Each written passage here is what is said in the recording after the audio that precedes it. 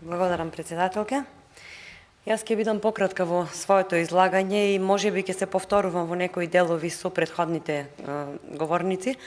Меѓутоа, се додека има недостатоци, ние ќе повторуваме, иако сите сме свесни дека недостатоците не може да се подобрат и слабостите со повторување, туку со превземање на конкретни чекори и конкретни активности. Како што веќе сите констатиравме, сите претходни говорници, исто така и председателот на Совет, дека денес споредот на нештата требаше да го разгледуваме годишниот извештај за работата на Советот за јавни обвинители за 2020 година, а ние, за жал, замислете, во месец февруари 2022 година дискутираме за тоа што работел, како работел и со какви проблеми се соочувал Советот во 2020 година. Тоа, почитувана македонска јавност, е многу јасен показател за ажурноста или поточно и посоодветно кажано неажурноста во работата на институциите во државата, односно за работата на еден од најмоќните правосудни органи. Од тука, според мене, а секако нели и според она во кое што денес сите се согласивме, треба итно и без никакво одложување да се направи дополнување на членот 13 од Законот за Советот за јавни обвинители, со кое јасно ќе се дефинира крајниот рок за поднесување на годишен извештај за работата. Почитуваната председателка на комисијава кажа дека ќе се заложи за ова измена да се направи што поскоро. Председателот на Совет исто така се сложи дека дефинитивно тука имаме проблем, дури и се назираат и соодветни конкретни решенија, но она што ни недостасува е да се седне и од некаде да се тргне. Затоа уште еднаш ќе апелирам, конечно и на вистина, макар и една по една, да започнеме да ги поправаме работите сите заедно. Ова го велам со цел конечно да започнеме малку по малку, кај граѓаните да ја враќаме довербата во судството и правната држава, која што за жал е сосема изгубена. И ова го велам со цел веќе еднаш да престанеме само декларативно и на хартија да се бориме за граѓаните и за државата. За жал и овој годишен извештај говори за неспорниот факт дека во Македонија се е задоцнето, неажурно и нефункционално. Па така, додека надвор се трупаат дисциплински постапки против јавни обвинители, додека се множат представки и предлози од граѓаните и правните лица, додека се зголемува бројот на јавни обвинители кои нестручно и несовесно си ја извршувале својата функција и додека цути организираниот криминал и корупцијата, Советот за јавни обвинители својата функција и работа ги обавувал во намален состав. Цели 2 години биле потребни за да се пополни испразнето работно место на член на Советот. Тоа е доказ за фактот дека владата декларативно се бори за правда, но практично сократењето на буџетите праќа порака дека нема намера да ги екипира најважните институции како што е Советот за јавни обвинители. Па така, иако Советот со години наназад констатирал несразмерност на обновување на потребниот јавно-обвинителски кадар со потребите на јавно-обвинителската организација и понатаму ова останува најголем проблем за работата на јавните обвинителства и секако сето тоа се одразува на неажурното постапување на јавните обвинители. Според мене, годишните извештаи не смеат да се сведуваат само на просто информирање, туку секој нареден извештај мора да значи надминати проблеми од минатата година, што овде не е случај, туку проблемите се провлекувале со години, а со нив и неажурноста на, како што реков, еден од најмоќните правосудни органи. Значи, систематизацијата покажала дека потребниот број на јавни обвинители треба да биде 262, заедно со 18 систематизирани места во основното јавно обвинителство за гонење на организиран криминал и корупција, а оваа функција во извештајниот период ја извршуваат 189, односно имаме недостаток од 73 јавни обвинители.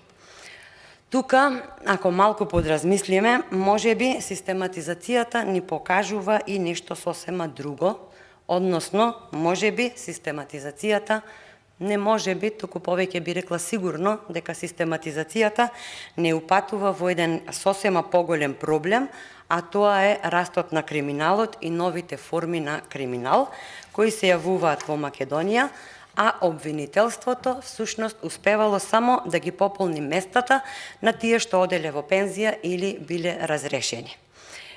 И проблемот не е само во недостатокот на бројот на обвинители. Лоша е состојбата и со стручниот кадар, кој е главна логистика во истрагите, а тоа се советниците и соработниците на јавните обвинители, затоа што анализите покажуваат дека во земјава има повеќе обвинители од нивни помошници, што не е во ред, затоа што секој јавен обвинител има реална потреба од најмалку 2 стручни јавно-обвинителски службеници. И ниту тоа не е целиот недостаток. Причината што недостасуваат обвинители не е само во фактот, како што сте навеле, дека има недостаток на дипломци од академијата. Еве да речеме дека дипломците се причина за недостиг на обвинители, но недостигот на стручен и административен кадар дефинитивно е во тоа што државата нема пари.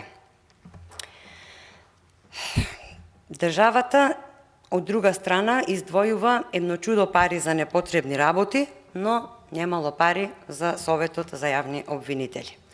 Согласно годишниот извештај што денес го дискутираме, недостасува буквално се, од записничар до хигиеничар. Отсуството на човечки ресурси има огромно негативно влијание врз работата на секоја институција. Бидејќи нели без ресурси не можеме да очекуваме било каков ефект во борбата за правда. Токму затоа мора да се превземат мерки за јакнење на капацитетите на обвинителството, за тоа да може непречено и ефикасно да функционира, затоа што тоа е темелот на владење на правото и тоа значи функционирање на правната држава. Со полуправни обвинителства ние не можеме да очекуваме брза и ефикасна правда. Затоа ни се доведува во прашање вршењето на функцијата на јавното обвинителство, која е утврдена со Уставот и законите. Да не ги споменувам блокираните сметки и долговите. Само основното јавно обвинителство Скопје, заклучно со месец декември 2020 година, има долг од над 80.000 евра по основ на вештачења и други трошоци во постапките.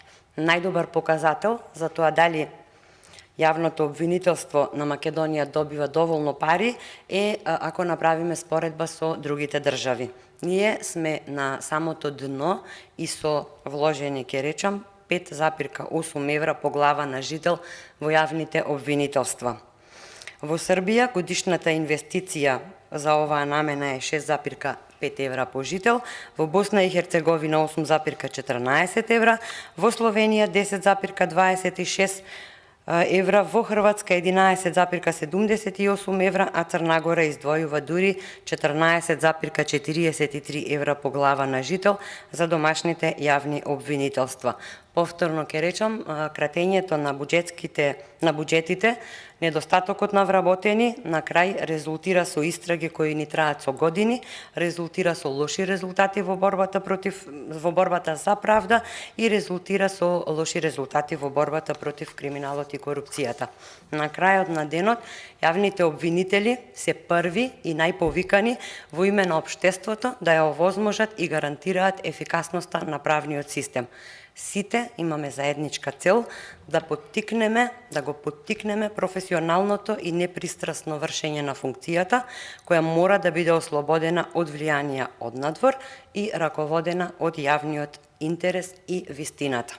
А вистината во случајов вели дека никако не можеме да се согласиме дека Советот во изминатиот период, како што сте навеле, успешно се справувал со својата надлежност и покрај недоволните капацитети во поглед на човечки, материјални и технички ресурси.